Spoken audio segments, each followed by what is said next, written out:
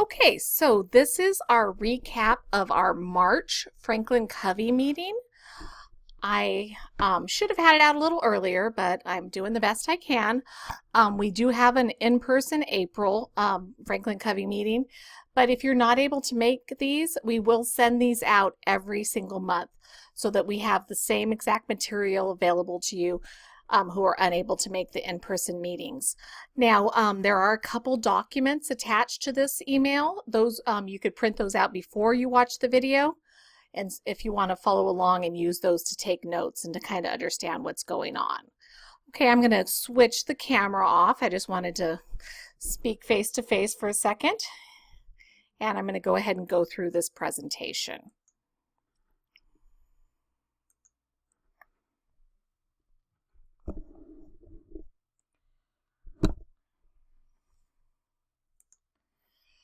Okay, so becoming a better listener is the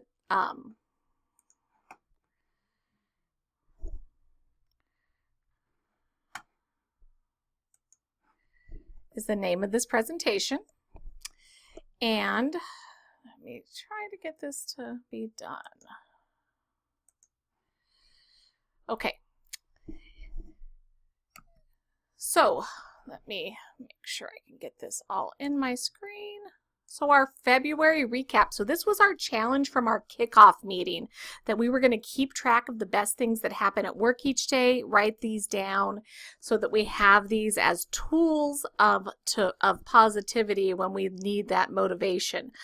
During our live in-person meeting, several people had said they had done this at least several times, maybe not daily, but they had made sure they were doing this. And one of the big examples that I really felt resonated with me is when we see our students out at clinicals, our graduates, you know, and how they're out there functioning healthcare professionals with jobs, really happy to be working and really doing a good job, and how that reflects and how that makes us feel. Okay, so this the objectives for this month's meeting are to consider listening and responding responding autobiographically, which is a bad thing, blocks our ability to understand, listening with empathy and seeking understanding even when the solution seems obvious, and this is hard. We tend to be advice givers, especially as teachers, right? And then responding using feelings and words that reflect the speaker's intent, not our own. So we want to be making sure that people feel heard by reiterating what they said. And this is a skill that we use in the hospitals, in the healthcare setting often, but I think we forget to use it in the classroom setting or the personal interaction setting. Okay, so it is not about the nail. So we're going to look at this really funny video, and we're going to concentrate on these two things: the intent to understand and the skill that is reflecting feelings and words. Okay, we'll look at this little quote here. Most people do not listen with the intent to understand, they listen with the intent to reply. I'm going to pause real quick and get this video. It's just, there's all this pressure, you know? And sometimes it feels like it's right up on me, and I can just feel it, like literally feel it in my head, and it's relentless. And I don't know if it's going to stop. I mean, that's the thing that scares me the most, is that I don't know if it's ever going to stop. Yeah. Well, you do have a nail in your head. It is not about the nail. Are you sure? Because, I mean, I'll bet if we got that out of there... Stop trying to fix it. No, I'm not trying to fix it. I'm just pointing out that maybe the nail is causing... You always do this. You always try to fix things when what I really need is for you to just listen. See, I don't think that is what you need. I think what you need is to get the nail See, out. you're not even listening now. Okay, fine. I will listen. Fine. It's just... Sometimes it's like there's this achy... I don't know what it is. And I'm not sleeping very well at all. And all my sweaters are snagged. I mean, all of them. That sounds really hard. It is. Thank you. Ow! Oh, come on. If you would just... Don't. So, why that was obviously comedic, it does kind of prove a point that she just wanted to be heard. You know, obviously, you know, we were using this video to the utmost power to prove a point. But basically what we're saying is, yes, when communicating, oftentimes people just want to be heard. So there's a couple different conversations. Sometimes people do want a solution, but even if they want a solution, you need to build that empathy and trust. So these are just the questions associated with that video, how the man uses his skill to understand her point of view, and the reiterating of that must be hard, something that's going to make her feel heard, right? And if you don't have intent and skill, then conversations can escalate in an improper way. So this is the autobiographical responses, and Franklin Covey, the video will go over this a little bit more deeply, but the first one is probing, and this is asking questions from our own frame of reference. Now remember, autobiographical responses are to be avoided, so because we're responding to this conversation to respond, not to understand, because with the intent of response, we tend to go into one of these four areas. The first of the areas is asking questions. So did you do this? Did you do this? Did you try this? Sometimes we go into agreeing or disagreeing. It's like, oh yeah, that's happened to me too, right? Advising, going straight for that solution to the problem, like take the nail out of your head.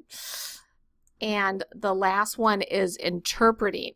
And interpreting doesn't sound like it's a bad idea, and it's really not when we talk about interpreting the person's feelings or the cause of the problem. But when you're trying to figure out or analyze the person based on their frame of reference, it's like, did they really do everything they could have? You're kind of judging, and that's why it's a negativity.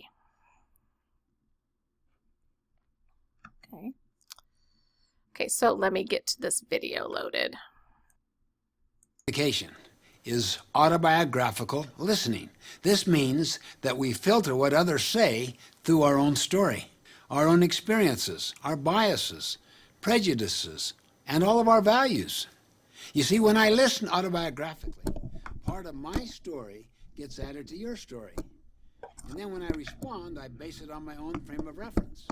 I might ask questions, or I might agree or disagree. I might decide it's necessary to counsel you, or try to solve the problem or fix the situation. So with the best of intentions, I can end up leading the conversation. And even worse, I don't hear what you're really trying to say. Autobiographical responses fall into four categories. Probing, asking questions. Evaluating, like agreeing or disagreeing. Advising, that is giving counsel. Or interpreting, or trying to figure a person out or to analyze them. But don't misunderstand. Autobiographical responses can be very appropriate, especially when the emotional bank account with another person is high.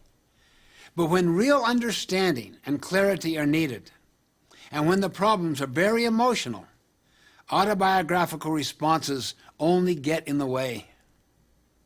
Watch the impact of autobiographical responses in the next segment.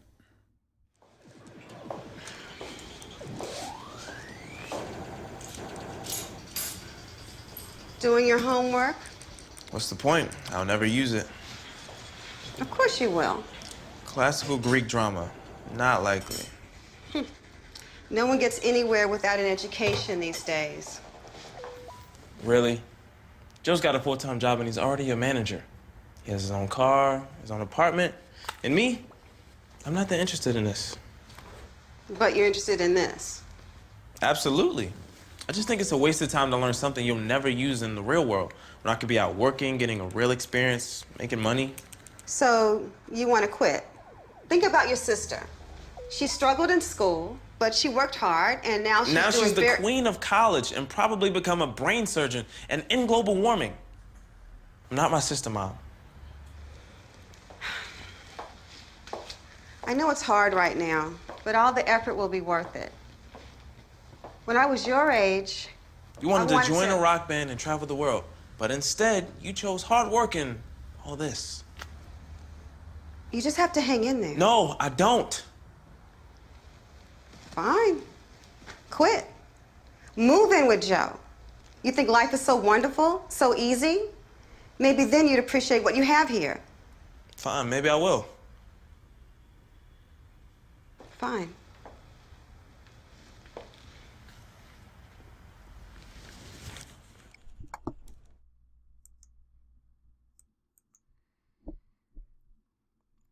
So, autobiographical responses. What autobiographical responses did we hear? Sorry, I went too far.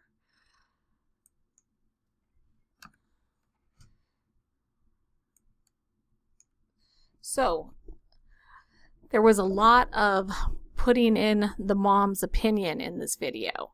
She was asking questions, evaluating, advising, interpreting, doing all of that, right?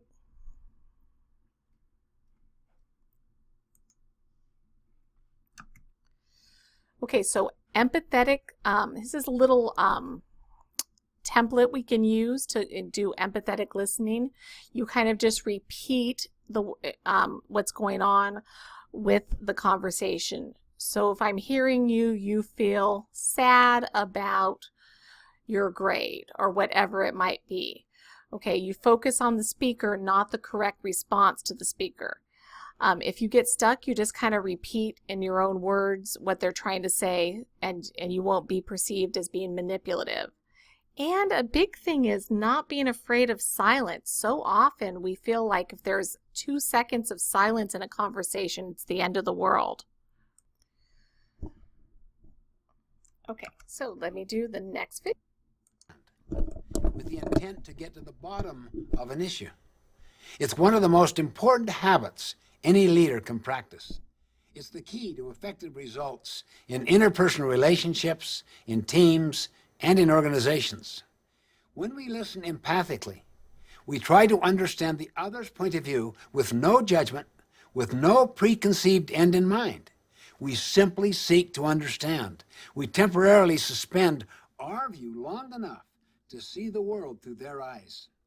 Only people who are secure enough with themselves, those with a firm grasp of the private victory, have the capacity to listen in this way. It's important to note that empathic listening is not about agreeing or disagreeing. It's not about solving or fixing or figuring someone out. It's simply about understanding another's point of view and feelings. Watch what happens when you listen with the sole intent to understand.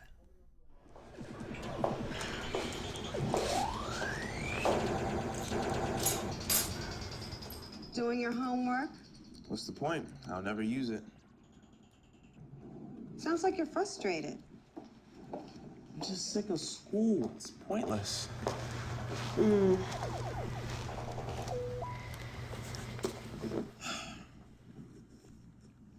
I mean, look at Joe.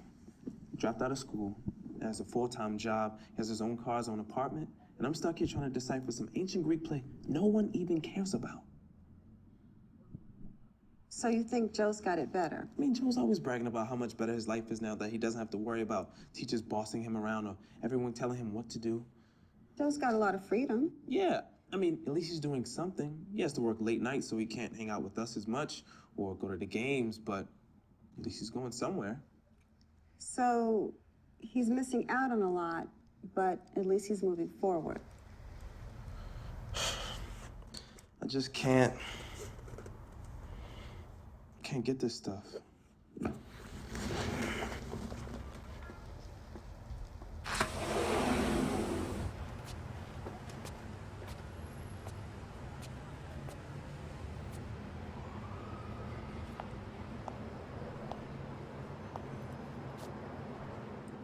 Dad's gonna kill me.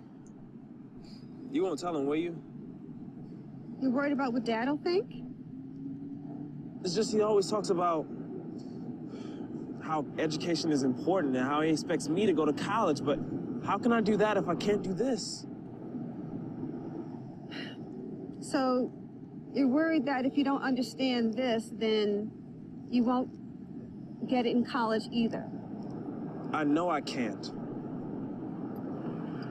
They gave me a reading test, right? On the reading test, I scored on the 9th grade level, Mom. The 9th grade. I'm a senior. And that worried you. No matter what I do, I just don't get it.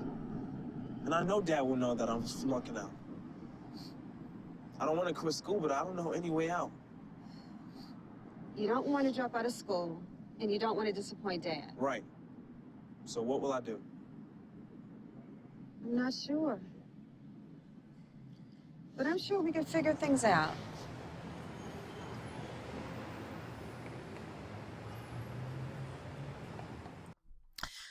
So, in the second video, what did we see differently?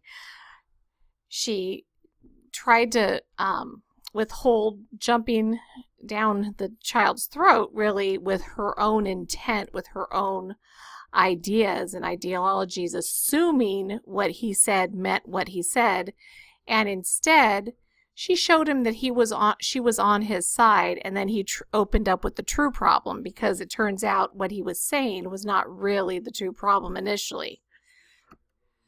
So, moving forward, for our March challenge, after a conversation with a student, coworker, family members, take a few minutes to analyze the exchange. Did you tend to revert to the autobiographical responses? You know, and which type are you? I know I'm a fixer. I always want to fix everybody's problems. However, what could we have done differently? And then try, at least with one conversation, to use an empathetic listening.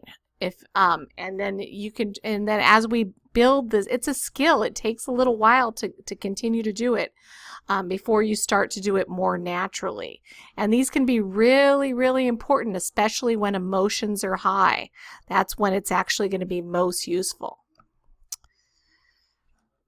All right, that is it. Thank you. Again, I will see everybody hopefully at the April meeting. And if not, I will send out another video recording so everybody's able to access the content. Thank you so much and have a great day.